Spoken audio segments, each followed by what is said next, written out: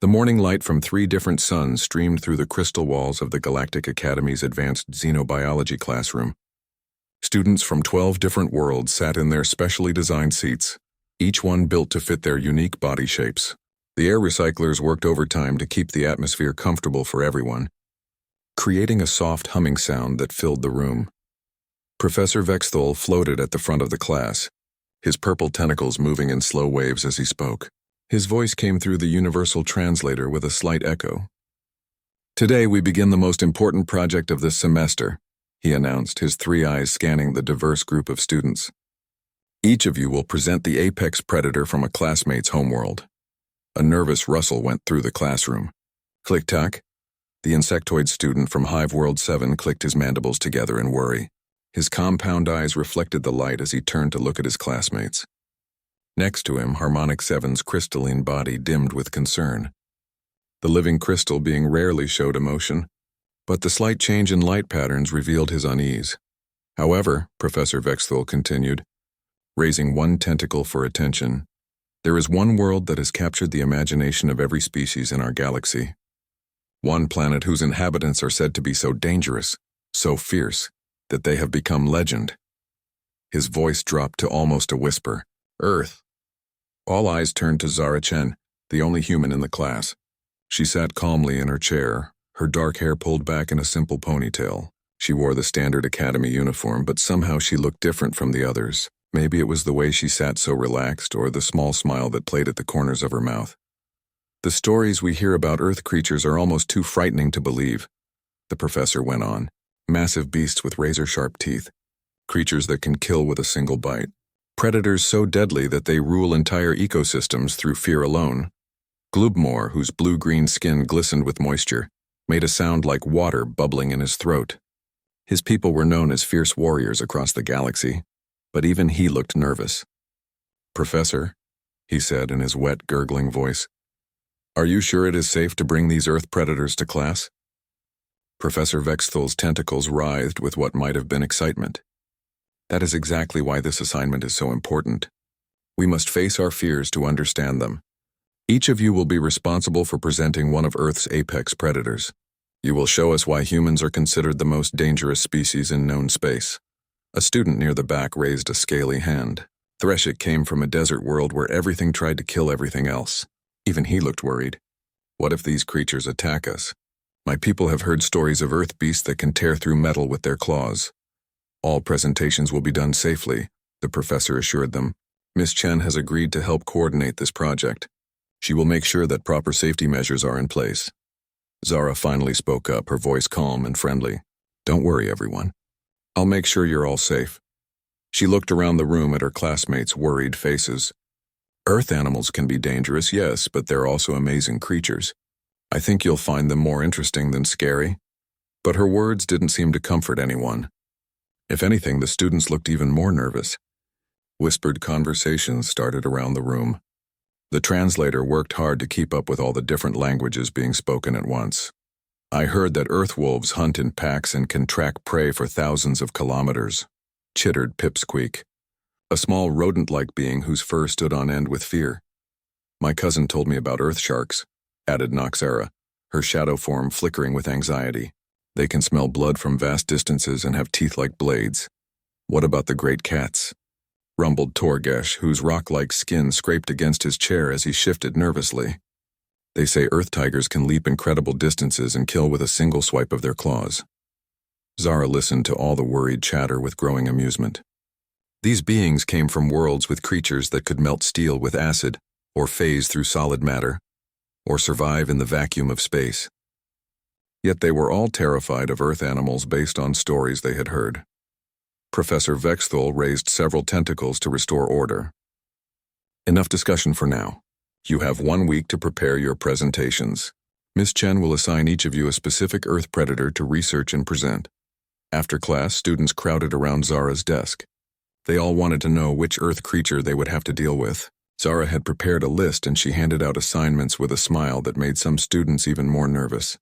"Click-tack, you get the great white shark," she said, handing him a datapad. "Don't worry, it will be a holographic presentation only." Click-tack's clicking sounds grew more rapid. "A shark?" But I heard they are mindless killing machines. Harmonic 7, you're doing the saltwater crocodile, Zara continued. The crystal being's light patterns shifted to what could only be described as panic. Glubmore, you get the African lion. The amphibian's skin changed from blue-green to a worried yellow color. One by one, she handed out assignments. Grizzly bears, king cobras, electric eels, poison dart frogs. Each student received information about a creature that sounded more terrifying than the last. Finally, only Zara remained without an assignment. Professor Vexthul approached her desk, his tentacles curling with curiosity. And what will you be presenting, Miss Chen? Zara's smile grew wider. I'll be bringing Earth's most successful predator. The one that has conquered more territory than any other Earth creature. The one that kills more prey per year than almost any other predator on the planet. The professor's 3 eyes widened. Which creature is this? I thought the great cats were the apex predators of your world. Oh, this predator is much more successful than any big cat, Zara said mysteriously. It's smaller but deadlier. It's conquered every continent except one, and it did it all through pure predatory skill. Professor Vexthul's tentacles practically vibrated with excitement. Fascinating. What is this creature called? Zara packed her books into her bag, still smiling. You'll have to wait until presentation day to find out.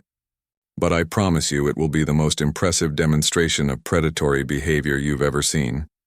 As she walked toward the classroom door, she called back over her shoulder.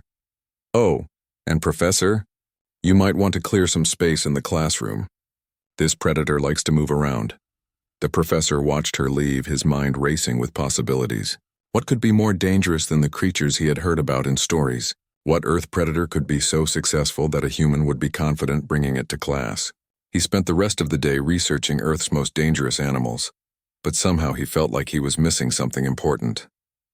Every creature he found seemed terrifying enough, but none of them seemed to match Zara's description of the most successful predator.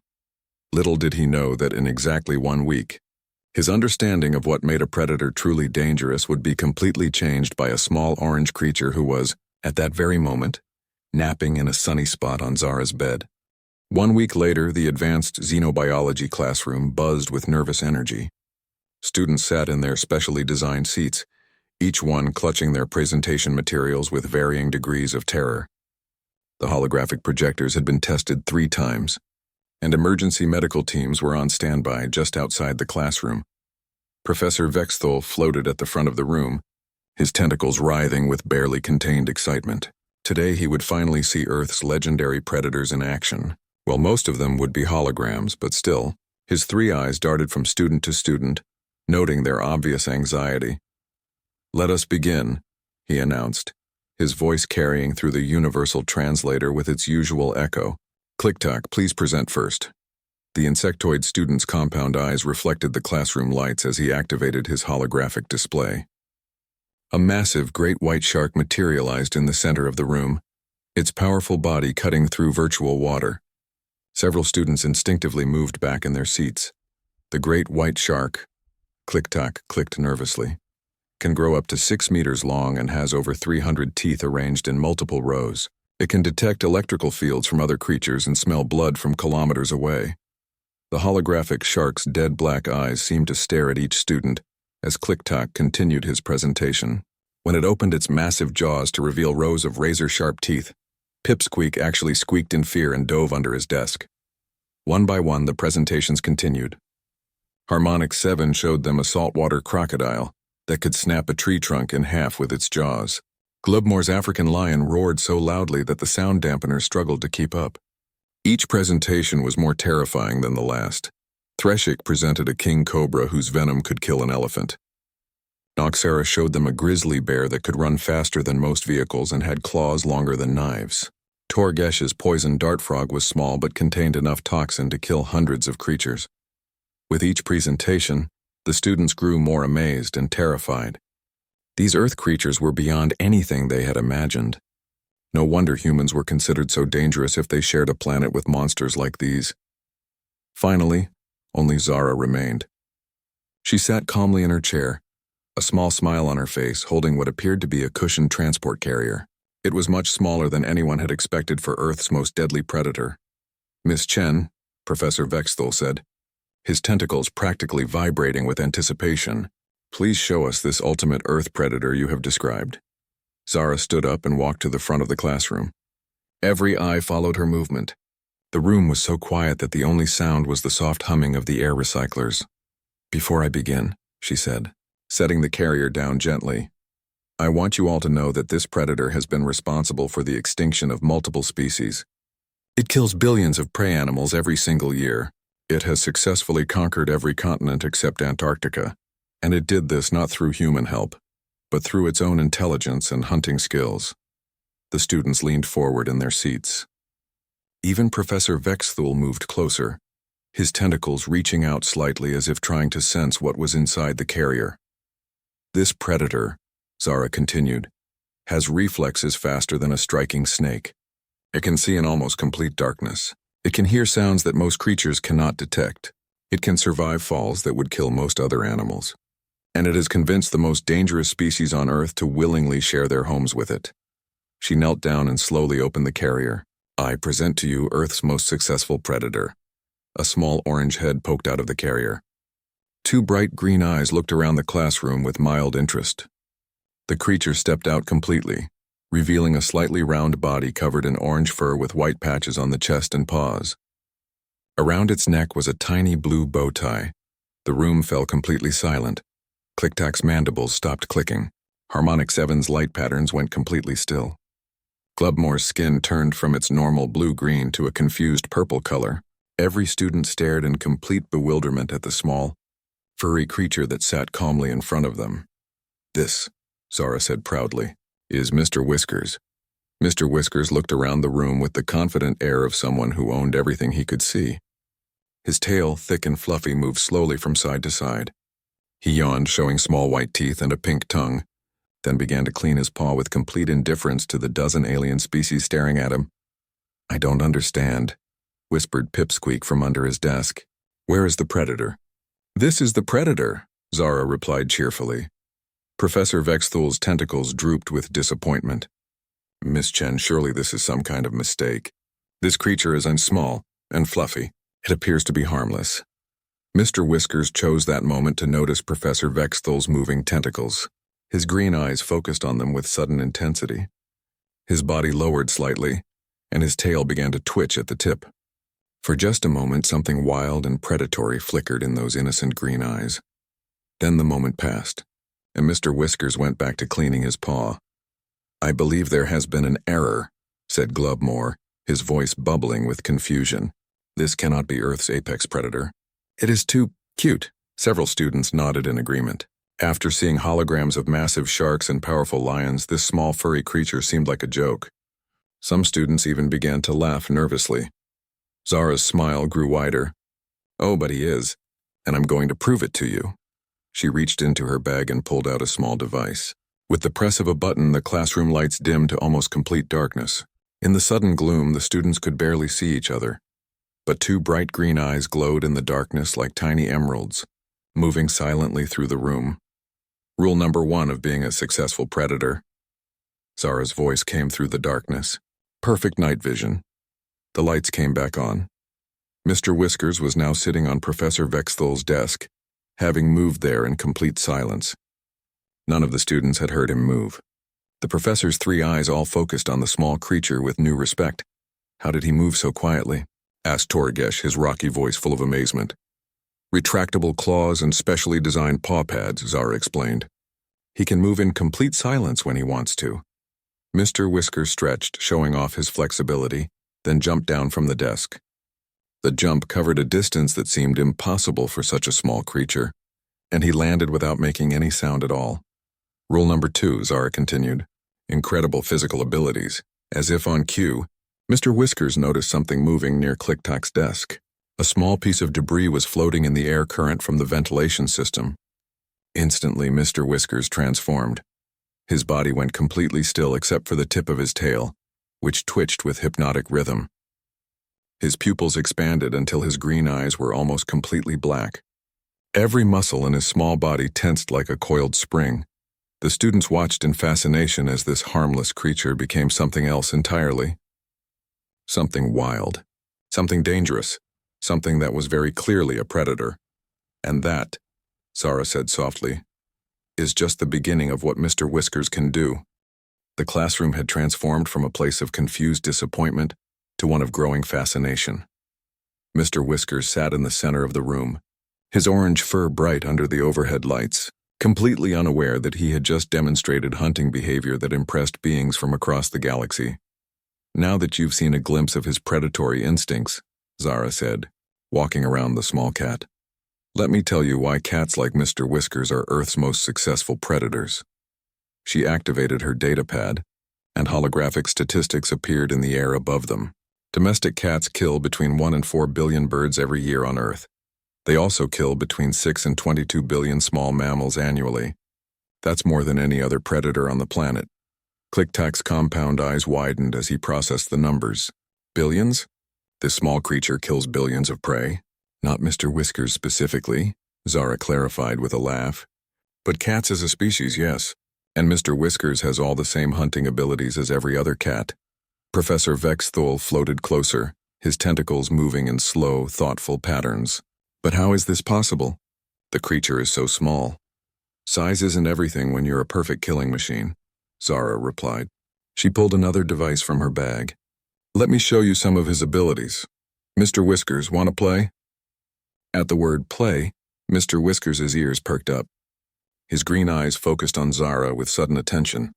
His tail began to move faster, and he made a small chirping sound that the universal translator couldn't interpret. Zara activated the device, and a small red dot appeared on the classroom floor. Immediately, Mr. Whiskers transformed again.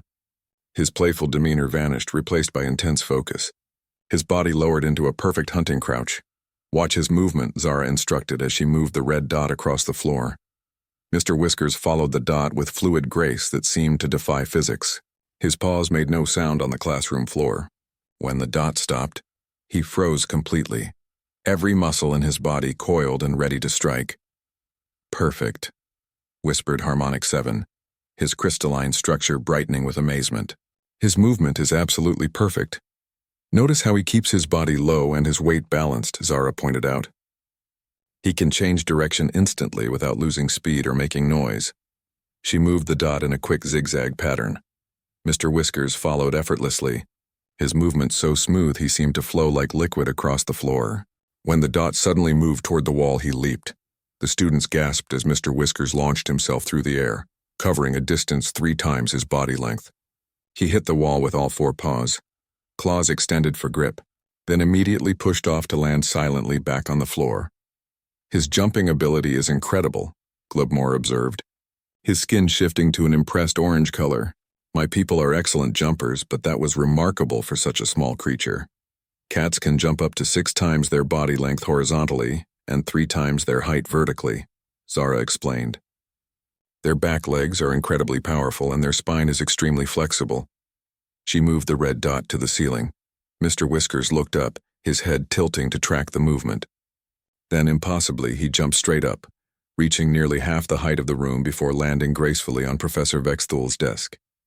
Extraordinary, the professor murmured, his tentacles reaching out cautiously toward the cat. His reflexes are faster than any creature I have studied. Mr. Whiskers sniffed the professor's tentacle curiously, then rubbed his head against it in a friendly gesture. The contrast between his deadly hunting demonstration and his affectionate behavior was striking. That brings me to the most impressive thing about cats, Zara said, moving to stand beside the desk. They're not just perfect predators. They're also perfect manipulators. Manipulators? Asked Pipsqueak, who had finally emerged from under his desk but was keeping his distance. Think about it, Zara said, gently scratching behind Mr. Whiskers' ears. The cat immediately began making a low rumbling sound that filled the room. Here is a creature with lightning-fast reflexes, razor-sharp claws, and the ability to kill prey much larger than itself. And what did he do when Professor Vexthul offered him a tentacle? He was friendly, Professor Vexthul said slowly, as if the concept confused him. Exactly. Cats figured out thousands of years ago that they could get humans to take care of them by being adorable. They get food, shelter, medical care, and protection, all in exchange for occasional affection and pest control. Mr. Whiskers purred louder. as if he understood exactly what Zara was saying and approved of the arrangement. "But that's not manipulation," protested Threshik. "That's just cooperation," Zara grinned. "Is it?" "Mr. Whiskers, show them your hungry face." The cat immediately stopped purring and looked at Zara with the most pitiful expression imaginable. His green eyes became wide and sad. He made a small, plaintive meowing sound that somehow conveyed desperate starvation, despite the fact that he was clearly well fed. Several students made sympathetic noises. Even Torgesh, whose rocky features couldn't show emotion, somehow conveyed concern. "He ate an hour ago," Zara announced. "But look at your reactions. He made you all feel sorry for him with just a facial expression and a sound." "That's actually quite sophisticated," admitted Noxera, her shadow form flickering with interest. "Emotional manipulation is the advanced survival strategy. And that's not even his best trick," Zara said. She turned to address the class while Mr. Whiskers settled into a comfortable position on the professor's desk. "How many species in this room are apex predators on their home worlds?" Several hands and appendages went up around the room. "And how many of you would willingly share your living space with another apex predator?" All the hands went down immediately. "But humans do it all the time," Zara continued. "We invite cats into our homes. We give them names. We buy them toys and special food. We take them to doctors when they're sick. We even clean up their waste for them." The implications of this slowly dawned on the class. The students began looking at Mr. Whiskers with new understanding. "You're saying," Glubmore said slowly, "that this predator has convinced your entire species to serve it voluntarily?" "Not just my species," Zara replied. "Cats have spread to every human settlement across the galaxy. Wherever humans go, cats follow, and humans are always happy to have them." Mr. Whiskers chose that moment to stand up, stretch, and walk directly to Click-Tack's desk. The insectoid student tensed as the cat approached, but Mr. Whiskers simply sat down and began purring, while looking up at him with friendly green eyes. "He's actually quite charming," Click-Tack admitted, his mandibles clicking nervously. "I can see how humans might find this appealing." "And that," said Professor Vexthul, his voice filled with new respect, "is perhaps the most dangerous trait of all. A predator that can make you want to help it." The classroom atmosphere had completely changed. What started as disappointment and confusion had transformed into genuine amazement. The alien students found themselves drawn to Mr. Whiskers despite their initial skepticism. Even the most nervous among them were beginning to understand that they were witnessing something extraordinary. "I want to show you more of his hunting abilities," Zara announced, reaching into her bag again. "But first, let me explain something important about cat senses." She pulled out a small electronic device that looked like a whistle. Cats can hear frequencies that most species cannot detect. They can hear sounds up to 64,000 hertz, while humans can only hear up to about 20,000. She pressed a button on the device. To the students, nothing happened. There was no sound at all. But Mr. Whiskers immediately turned his head toward the device, his ears rotating like tiny satellite dishes to focus on the source. "He can hear the device, but none of you can," Zara explained. "This gives cats a huge advantage when hunting. They can hear their prey moving even when it's trying to be completely silent." Harmonic 7's crystalline structure pulsed with interest. "The frequency range is impressive. My species can detect similar ranges, but we use crystalline resonance, not biological ears." "Now watch this," Zara said. She made a tiny scratching sound with her fingernail against her data pad. The sound was so quiet that most students had to strain to hear it. But Mr. Whiskers heard it immediately. His head snapped toward the sound and his pupils dilated as hunting instincts kicked in. He moved toward Zara in complete silence, his body low and eyes focused. "He's triangulating the exact location of the sound," Zara whispered. "Cats can pinpoint sounds within 3 inches of their actual location." She moved her finger to a different spot and made the same quiet scratching. Instantly, Mr. Whiskers adjusted his approach, moving toward the new location with deadly precision. "Remarkable," breathed Professor Vexthul. "His sensory abilities are extraordinary. But that's not all," Zara continued. "Cats also have incredible night vision. They can see in light levels 6 times lower than what humans need." She dimmed the classroom lights again. This time, instead of complete darkness, she left just enough light for the students to barely make out shapes. "Can anyone see where Mr. Whiskers is right now?" she asked. The students squinted into the gloom. Vague shapes were visible, but details were impossible to make out. "I cannot see him," admitted Globmore. Neither can I, added several other students. Suddenly, two bright green eyes appeared right next to Threshik's desk. The scaly student jumped in surprise, his chair scraping against the floor. He moved right past all of you without making a sound, Zara said as she brought the lights back up. In the wild, this would make him nearly invisible to both predators and prey. Mr. Whiskers sat calmly beside Threshik's chair, looking pleased with himself. He began grooming his paw as if nothing unusual had happened. Now I want to show you his reflexes, Zara said. This is probably the most impressive thing about cats.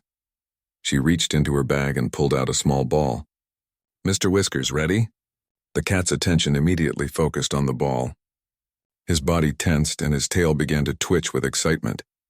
Zara threw the ball directly at Mr. Whiskers. What happened next was almost too fast for the students to follow.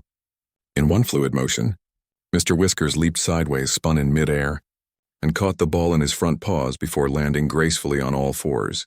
The entire sequence took less than a second. By the stars, whispered Pipsqueak. How did he move so quickly? Cat reflexes are about 4 times faster than human reflexes, Zara explained. They can react to threats or opportunities almost instantly. She threw the ball again, this time higher and faster. Once again, Mr. Whiskers moved like lightning, jumping straight up to intercept the ball at the peak of its arc. He caught it, landed silently, and immediately went into a hunting crouch as if the ball might try to escape. This is why cats are such successful predators, Zara said. Their prey rarely has time to react before it's too late. Torgesh leaned forward in his chair, his rocky features showing interest. On my world, our fastest predators cannot move with such precision. They rely on strength and armor instead of speed. Different worlds, different strategies, Zara agreed.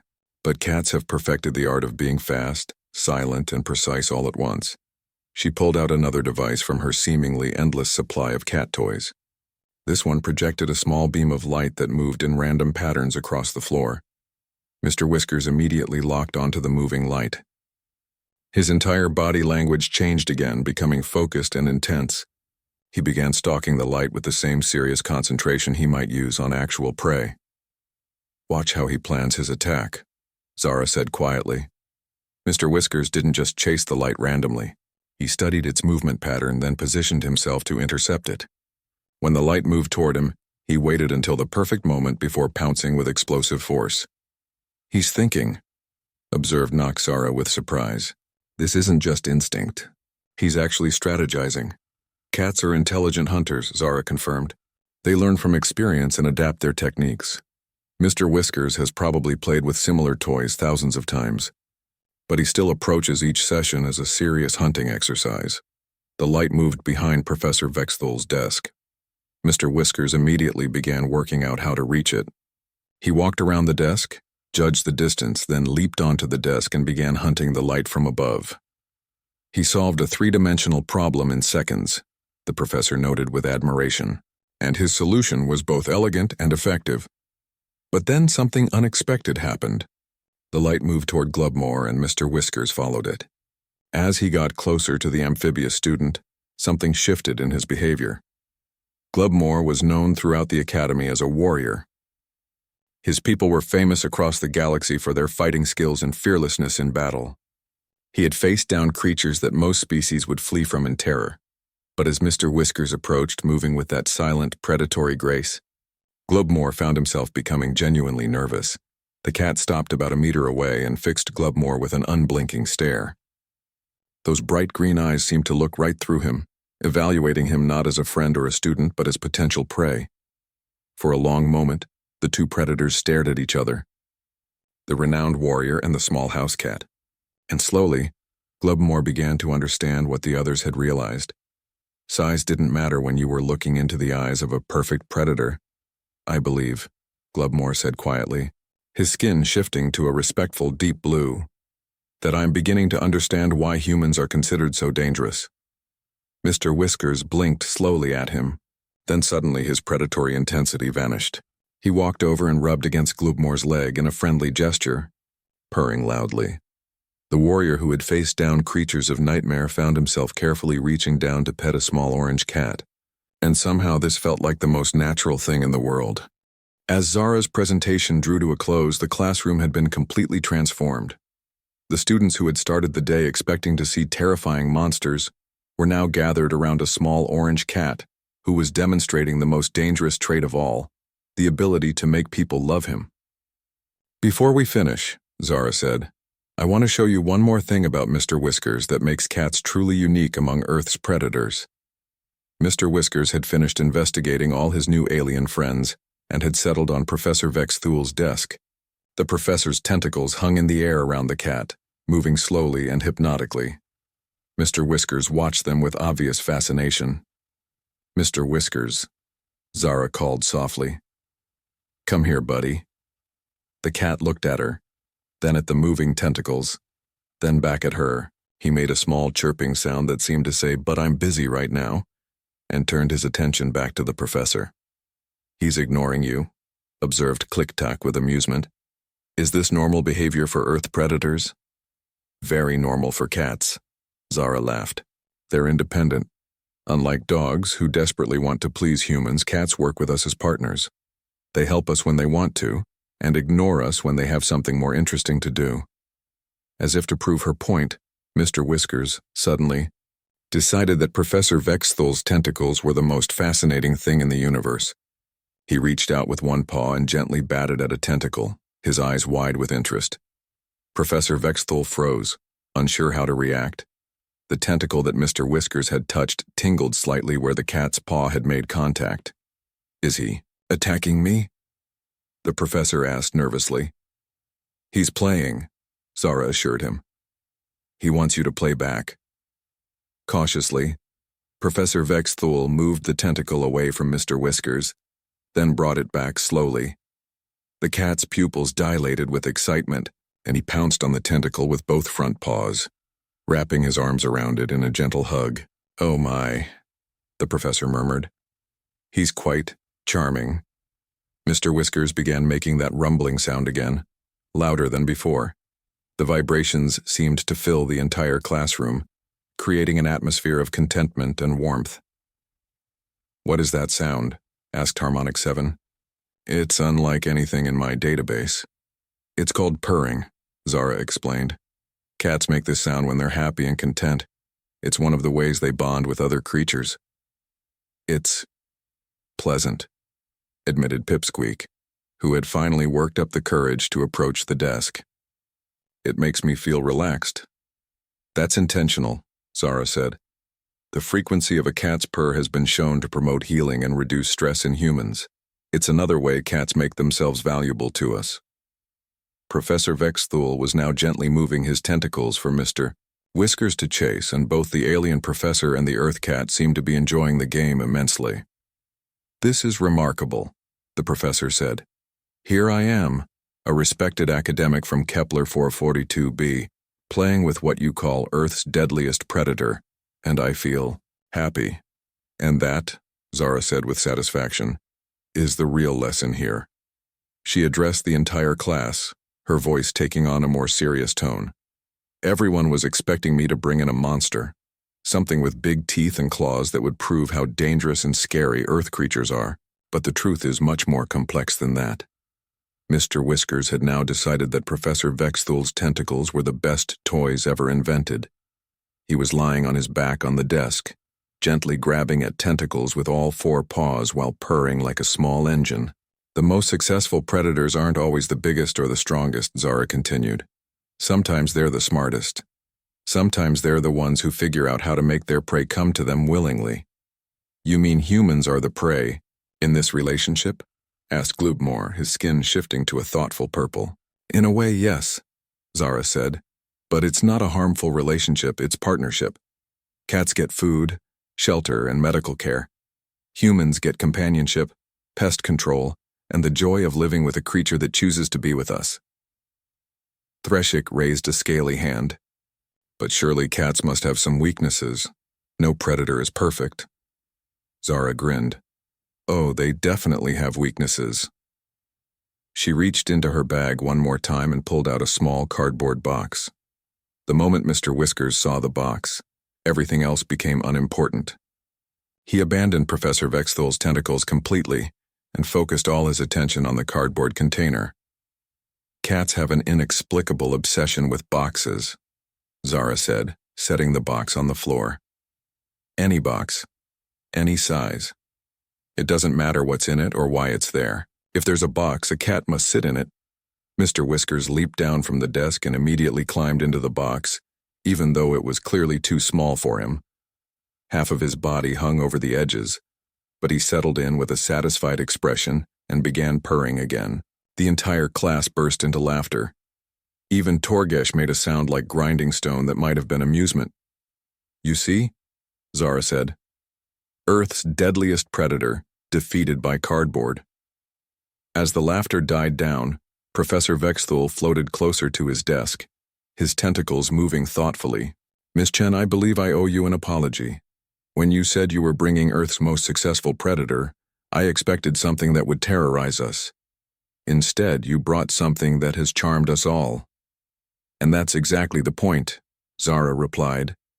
"You were all scared of Earth creatures because you focused on the wrong things. Yes, we have big predators with sharp teeth, but our most successful predators succeed through intelligence, adaptability, and the ability to form beneficial relationships." She looked around the room at her classmates who were all watching Mr. Whiskers try to fit his entire body into the too small box.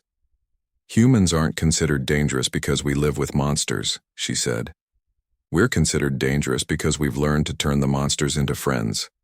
Mr. Whiskers finally gave up trying to fit completely in the box and instead draped himself over it like a very contented orange blanket. He looked around the room at all the alien faces watching him and made a small meow sound that seemed to say, "What are you all looking at?" Professor Vexthul began to chuckle, a sound like water bubbling through coral. "I think, Miss Chen, that you have taught us more about predator-prey relationships than any textbook ever could. And more about humans than we expected," added Harmonic 7. "If this is how your species approaches dangerous creatures, I begin to understand your reputation." As the class period came to an end, students gathered their belongings reluctantly. None of them seemed eager to leave. Mr. Whiskers had somehow managed to charm beings from 12 different worlds in the span of an hour. "Before you go," Zara said, "would anyone like to pet him? He enjoys meeting new people." There was a moment of hesitation, then Pipsqueak stepped forward. "He won't hurt me." "Not unless you try to hurt him first," Zara assured him. "And even then, he'd probably just run away.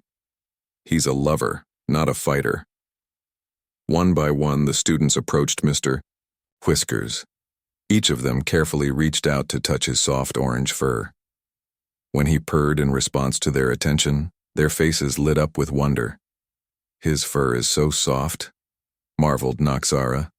"And warm," added Clicktuck. "Is this normal for Earth creatures?" "Mammals are warm-blooded," Zara explained. "And cats have particularly soft fur." Professor Vexthul was the last to approach. He extended one tentacle cautiously toward Mr. Whiskers, who immediately rubbed his head against it and began purring loudly. "Extraordinary," the professor murmured. "Simply extraordinary." As the students filed out of the classroom, each of them stopped to say goodbye to Mr. Whiskers. The cat accepted their attention graciously, as if he understood that he had just become the most popular being at the Galactic Academy. "Miss Chen," Professor Vexthul said as Zara packed Mr. Whiskers back into his carrier, "I believe you have earned the highest grade in the history of this class." "Thank you, Professor," Zara replied, "but I think Mr. Whiskers deserves most of the credit." The professor's three eyes focused on the carrier where Mr. Whiskers was now taking a well-deserved nap. "Indeed, Earth's deadliest predator has conquered us all without firing a single shot." As Zara walked toward the door, she heard the professor muttering to himself, "I must requisition a box for my office. For research purposes, of course." She smiled, knowing that Mr. Whiskers had just added another species to his long list of successful conquests. After all, that's what the most dangerous predators do. They make you love them so much that you can't imagine life without them. And somewhere in his carrier, Mr. Whiskers purred softly in his sleep, dreaming of new tentacles to play with and perhaps a bigger box to sit in.